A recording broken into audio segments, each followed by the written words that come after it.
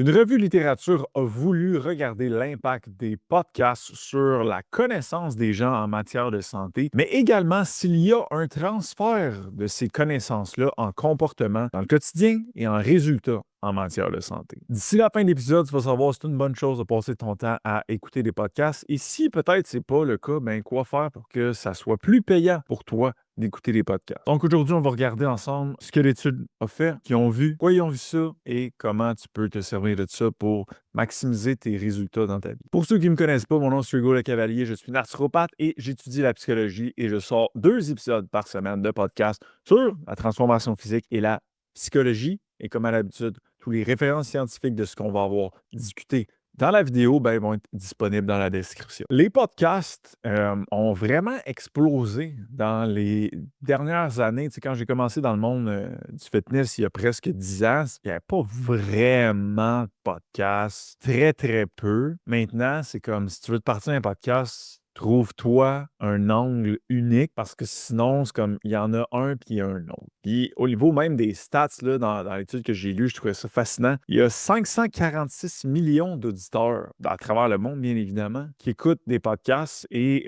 ces gens-là, ils écoutent à peu près 9 heures de podcasts par semaine, surtout dans la tranche d'âge de 18-24. C'est là qu'il y a le plus d'écoutes de podcasts. Et ils prévoient qu'en 2027, 651 millions d'auditeurs écouteraient des podcasts. Donc, on s'entend-tu que ça en fait beaucoup de monde? Et au début, j'ai l'impression que les podcasts étaient plus là de façon divertissante, tu sais, les sous-écoutes de ce monde. Prends un break, quoi que ça ne fait pas nécessairement tant longtemps, ces podcasts-là, mais plus récemment, ben, il y a une grande émergence des podcasts liés à la santé, que ce soit la santé physique, santé mentale, comme il y en a beaucoup. Mais là, ce qu'on veut savoir, c'est cette émergence-là de podcasts sur la santé, le bien-être, etc. Est-ce que ça change quelque chose? Est-ce que les gens qui écoutent ça ont plus de connaissances vraies ou comme ils s'en rappellent pas, ça a changé le comportement? Comme what's up à ce niveau-là? Bien, c'est exactement ce que l'étude a voulu regarder. Donc, l'étude, c'est une revue de littérature. Donc, la littérature scientifique a déjà fait des études là-dessus et eux, ben, ils veulent prendre les études qui vont rentrer dans leurs critères et être en mesure de faire une analyse de ça. Ce n'est pas une analyse statistique comme une méta-analyse, c'est vraiment plus une analyse, comment je pourrais dire ça de façon simple? Je vais dire une analyse de façon, je lis et j'interprète, donc c'est un peu plus une opinion des chercheurs et moins statistique. Donc c'est clairement une petite bémol à l'étude.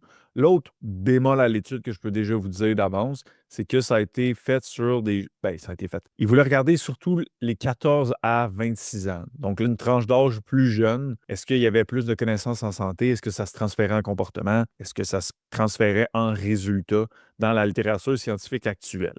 Donc, c'est sûr qu'on n'a pas en haut de 30 ans, en haut de 40 ans. On n'a pas ça dans l'étude actuelle. Par contre, j'aurais tendance à dire que les résultats risquent d'être sensiblement pareils pour les résultats lorsqu'on parle de 20 à 26. C'est sûr que de 14 à 16 ans, je pense que ça peut différer que des gens de 35 ans, bien évidemment.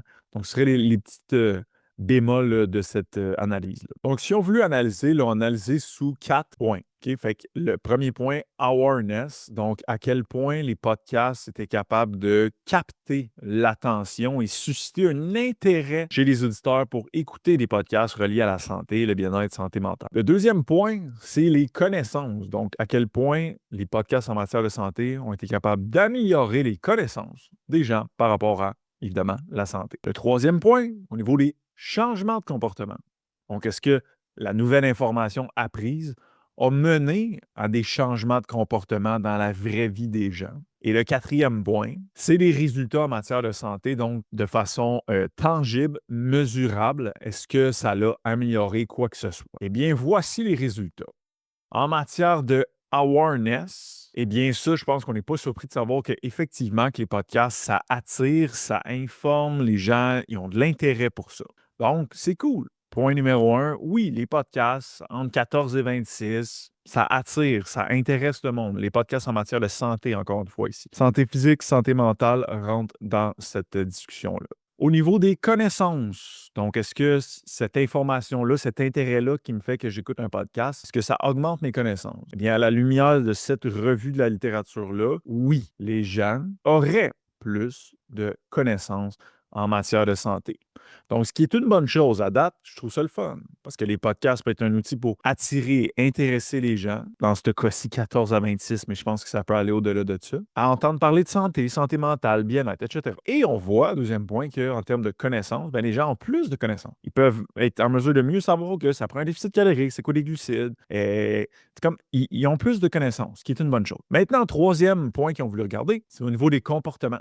Donc, est-ce que ces nouvelles connaissances-là se transfèrent en comportement? Eh bien, la réponse, c'est qu'ils ont trouvé presque rien. Que je suis surpris? Absolument pas. Mais ça, on va en parler dans quelques instants sur qu'est-ce qui fait qu'on a vu ça. Donc, en analysant la littérature, ils ont vu qu'il n'y avait pas plus d'augmentation de l'action, pas plus de changement de comportement et même, ils disaient pas plus d'efforts pour perdre du poids, réduire le stress ou manger mieux. Donc, l'information ne devient pas automatiquement une action. Puis on arrive au point sur comment ça se fait qu'on voit ça, mais je ne suis zéro surpris de voir ça. Et là, on pourrait dire, ouais, mais ça, c'est 14 à 26, peut-être que c'est différent, plus vieux. C'est vrai que j'ai pas la réponse à ça, mais j'aurais tendance à dire que c'est probablement pas mal la même chose. Et au niveau des résultats de santé de façon claire, mesurable, eh bien, il n'y a pas vraiment eu euh, de trouvailles significatives. Donc, on parle de pas nécessairement de réduction de symptômes, on parle de pas nécessairement de meilleurs résultats physiques comme une perte de gras. Donc, si on regarde les résultats, on peut voir que, un, ça intéresse le monde. Il y a de l'intérêt, le monde, ils veulent écouter ça. On l'a vu avec les stats du début, le monde écoute ça. Good. Deux, hey, ça a tendance à augmenter les connaissances des gens par rapport à la santé mentale, la santé physique. Good, c'est une bonne chose, ça aussi. Mais à quoi ça sert de savoir ça? Ah oui, à le faire dans sa vie. Parce que c'est ça le point d'en parler, c'est d'aider les gens dans leur vie. Ouais, mais là, on voit que, à la lumière de cette étude-là, 14-26, la tendance ne serait pas favorable dans ce sens-là. Et donc, si les comportements ne suivent pas, eh bien, évidemment que les résultats ne suivent pas. Donc, pourquoi c'est ça qu'on voit? Ben, parce que des comportements, pour que ça se fasse dans sa vraie vie, ça, c'est de la psychologie. Ça, c'est du bon pilotage de son propre cerveau sur comment je fais pour appliquer ce que je viens d'apprendre là. C'est pas facile à faire quand on ne sait pas comment se piloter parce qu'on ne nous l'apprend pas comment faire ça. Je me mets à la peau de quelqu'un qui a 19 ans, qui veut perdre du poids, qui arrive, qui écoute le podcast, n'importe quel podcast sur la santé physique, puis qui dit hey, si tu veux perdre du gras, là, il faut idéalement que tu fasses 7000 pas par jour. Puis après ça, idéalement, peut-être que la personne n'entendra pas nécessairement ça dans un podcast, mais mettons qu'elle les accumule. Il faut que tu fasses 7000 pas par jour. Idéalement, il faudrait que tu ailles au gym, tu bouges. OK, ben idéalement, il faudrait que tu manges mieux. Souvent, ça demande une préparation de repas pour ne pas manger sur le fly puis aller manger au resto. OK, la personne, elle connaît les comportements.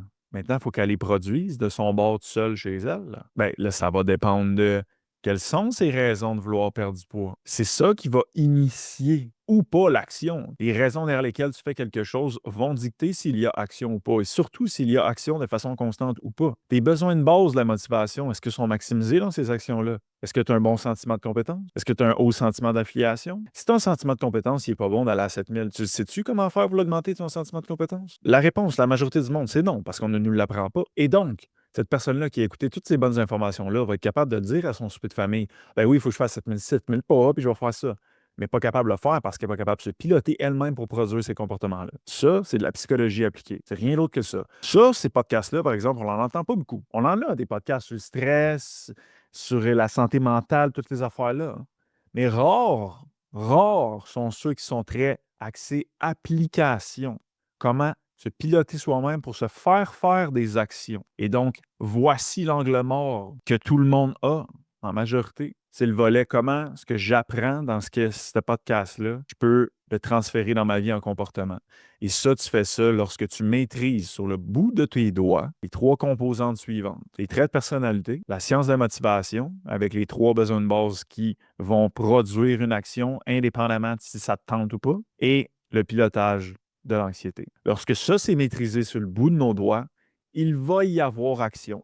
Il va y avoir action en lien avec l'information reçue dans le podcast. Si la même personne sait faire ça et elle entend « Oh, il faut que je fasse 7000 pas et je suis à 2000 pas », elle sait que le range est probablement trop grand. Elle va dire « OK, il faut que j'augmente mon sentiment de compétence. Comment je fais ça? Il faut que je baisse ma barre. Tac. OK, je vais mettre ça à 4000, ça va bâtir mon effet de compétence. » Après ça, l'affiliation, ça ressemble à quoi? OK, ben je pourrais Hey, je pourrais aller dans je dis n'importe quoi, je pourrais aller dans les clubs de marche. OK, on augmente un peu l'affiliation. Après ça, hey, mes raisons derrière lesquelles je veux perdre du poids, je commence à réaliser que il me manque un peu de puissance. Je vais aller développer plus de passion pour être capable de relier ces actions-là à ces passions-là. Comme ça, je vais avoir plus de gaz. Et là, une couple de mois après, cette personne-là réussit à faire ses 7000 pas. Mais elle le fait parce qu'elle a consciemment joué avec ses variables pour se permettre de le produire. Donc, si on voit que ça intéresse les gens, c'est bien. On voit que les gens augmentent leurs connaissances, donc ils savent quoi faire, c'est bien. Mais qu'on voit qu'ils ne le font pas, ça nous pointe encore directement à on doit apprendre aux gens à se piloter eux-mêmes.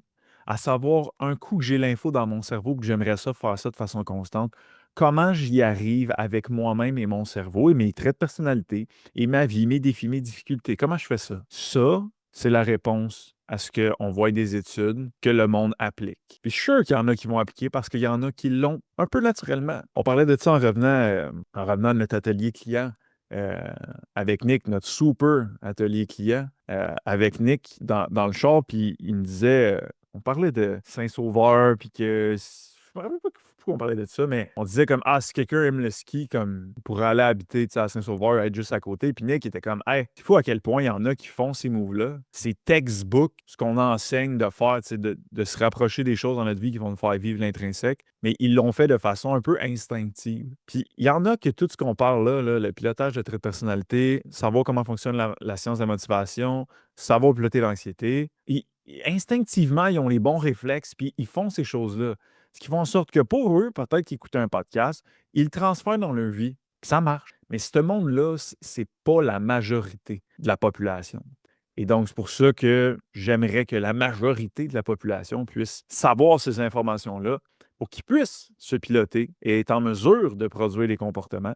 Et si on produit les comportements, la chaîne suivante, c'est les résultats. Parce que tu peux pas. J'ai écouté un short de Jérémy, puis il disait la visualisation de résultats, ça sert pas à grand-chose. Parce que tu peux pas demander à ton cerveau, puis il donnait l'exemple de comme faire un feu. Tu peux visualiser que ton feu, il est fait, mais ton cerveau, tu peux pas dire fais un feu, puis le feu apparaît pas. Par contre, tu peux visualiser les étapes, les petites étapes que tu as à faire pour atteindre ton résultat voulu. Et donc, c'est vraiment ça. Les petites étapes pour atteindre le résultat voulu, c'est nos comportements. Et ça, comment on réussit à produire ça? D'une part, c'est de connaître les bons comportements. Les podcasts semblent être un outil valide pour ça. Mais de l'autre part, c'est d'être capable de se piloter soi-même pour faire arriver ces comportements-là qui vont nous amener les résultats qu'on veut. Donc, quoi retenir de cet épisode-là? Ben, que c'est encore les mêmes maudites affaires que je vous casse les oreilles tout le temps. Ça va toujours être ça parce que ça reste que c'est ça. Donc, maîtriser comment qu'on pilote nos traits de personnalité, maîtriser la science de la motivation, autonomie, compétences, affiliation, maîtriser le pilotage d'anxiété.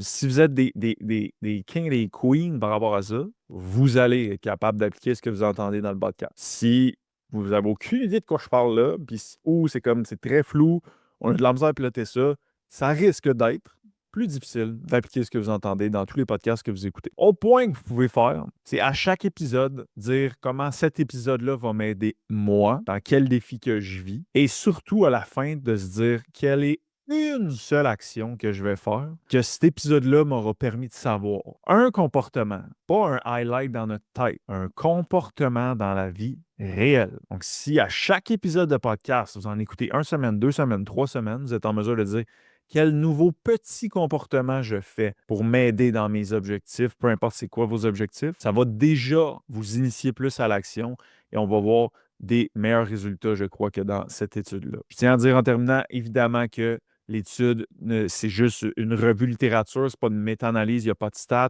c'est juste 14 à 26. Je comprends tout ça. La qualité des études, c'était pas la meilleure chose sur la planète. Par contre, pour faire des podcasts depuis bien longtemps et pour jaser avec le monde en message privé depuis bien longtemps, puis c'est pas un phénomène comme nouveau, puis on est surpris de voir que c'est ça le résultat de la revue littérature. C'est comme, je m'aurais attendu à ça pas mal, parce qu'il manque toujours la pièce manquante du puzzle.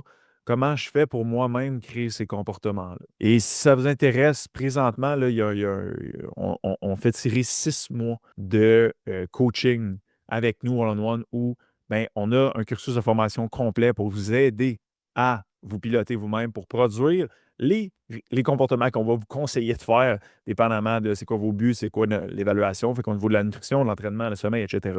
Donc, vous avez un cursus de formation qui va vous permettre de savoir comment produire ces comportements-là et donc atteindre vos résultats. Donc, en ce moment, on fait tirer un 6 mois complet dans notre programme. Ça finit dimanche soir à 11h59. Lundi, j'annonce le gagnant ou la gagnante sur mon Instagram. Si vous voulez appliquer, parce que dans le fond, ça fonctionne par application, faites juste remplir pourquoi on devrait vous choisir, c'est quoi vos défis, c'est quoi vos objectifs. Et nous, on va choisir la personne qui va nous avoir le plus inspiré, touché, de se dire ouais, c'est vraiment cette personne-là qui le mérite pour le temps des fêtes, qu'on lui offre ça comme cadeau pour changer sa vie au grand complet. Donc, si ça vous intéresse, le lien est dans la description avec, encore une fois, les références scientifiques. Et nous, on se voit dans un prochain podcast lundi avec les deux boys. Bye tout le monde.